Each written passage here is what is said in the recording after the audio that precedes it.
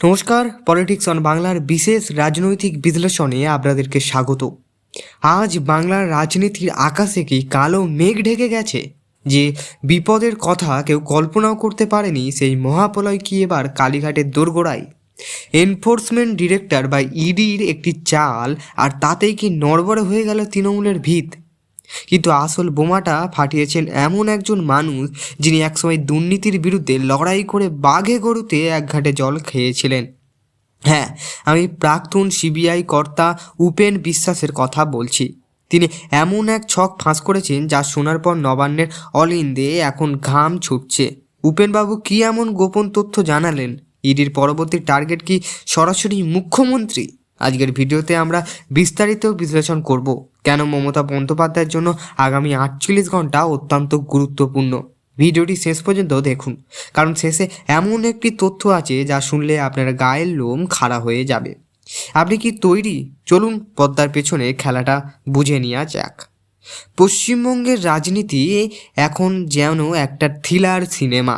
একদিকে নিয়োগ দুর্নীতি, অন্যদিকে রেশন দুর্নীতি, আর তার উপরে যোগ হয়েছে একের পর এক নেতা জেল যাত্রা। কিন্তু ইডি এবার যে জালটা বিছিয়েছে তাতে সুতো অনেক গভীরে। দর্শক বন্ধু, আপনারা ভাবছেন তো উপেন বিশ্বাস হঠাৎ কেন প্রাসঙ্গিক হলেন? মনে করে দেখুন, বাগদার সেই রঞ্জন ওরফে চন্দন মণ্ডলের নামে প্রথম কে প্রকাশ্যে এনেছিল? এই উপেন বিশ্বাসে কিন্তু নিয়োগ দুর্নীতির শেকড় প্রথম টেনে বের করেছিলেন। আজ যখন ইডির নথির পাহাড় নিয়ে বসেছে, তখন উপেনবাবু এক বিস্ফোরক দাবি করেছেন। তার মতে এখনও পর্যন্ত যা হচ্ছে তা শুধু টেলার, আসল ছবিটা তো এখনও বাকি আছে। আচ্ছা, আপনারা কি কখনো ভেবেছেন তৃণমূলের নেতারা যখন টিভিতে এসে বলেন সব ষড়যন্ত্র, সব তাদের বাড়ির লোকেদের, কি সেটা বিশ্বাস করে? নাকি তারা গোপনে সুটকেস গোছানো শুরু করে দিয়েছে? কি মনে হয় আপনাদের? কমেন্টে জানান তো। উপেন বিশ্বাস বলছে ইডি যখন চেন রিয়াকশন পদ্ধতিতে কাজ করছে, অর্থাৎ একজন থেকে পাওয়ার তথ্য দিয়ে অন্যজনকে ধরা, তিনি ইঙ্গিত দিয়েছেন যে এমনই কিছু প্রভাবশালী ব্যক্তিত্বের নাম এখন ইডির ডায়েরিতে উঠে এসেছে যাদের নাম শুনলে বাংলার সাধারণ মানুষ বিশ্বাস ভেঙে যাবে। উপেনবাবুর দাবি অনুযায়ী দুর্নীতি শুধু নিচু তলায় নয়, মডার্ন অ্যাপ্রেসেন্টি বা কাজ করার পদ্ধতি সরাসরি ওপরওয়ালা থেকে নিয়ন্ত্রিত হতো। তিনি বলছেন ইডি এখন এমন কিছু ব্যাংক ট্রানজ্যাকশান ট্র্যাক করেছে যা সরাসরি কিছু প্রভাবশালী ট্রাস্টের সঙ্গে যুক্ত, আর সেই ট্রাস্টগুলো নিয়ন্ত্রণ করতে হাতে সেটাই আপনারা আলাদা করে বলে দিতে হবে না। কিন্তু প্রশ্ন হলো, ইডি কি শুধু নথিতেই আটকে থাকবে, নাকি এবার সরাসরি তলব করা হবে সেই ব্যক্তিদের যাকে নিয়ে গোটা দেশ তাকিয়ে আছে? উত্তরের জন্য একটু অপেক্ষা করুন। এবার আসি ইডির কৌশলের যে কথায়।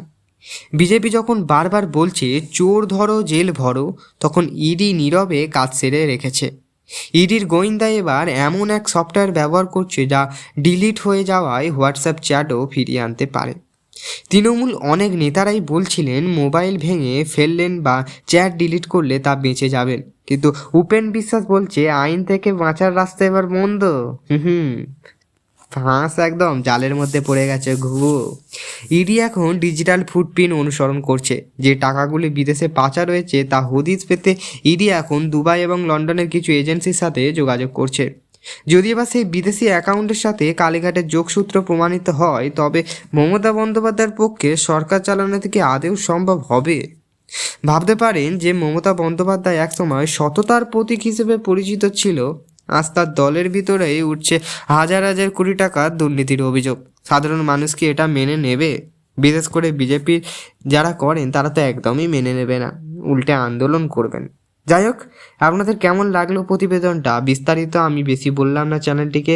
বিস্তারিত ভিডিও দেখার জন্য আমার আর একটা চ্যানেল আছে পলিটিক্স অন বাংলাতে, আপনারা যান সাবস্ক্রাইব করুন, দেখুন সেখানে।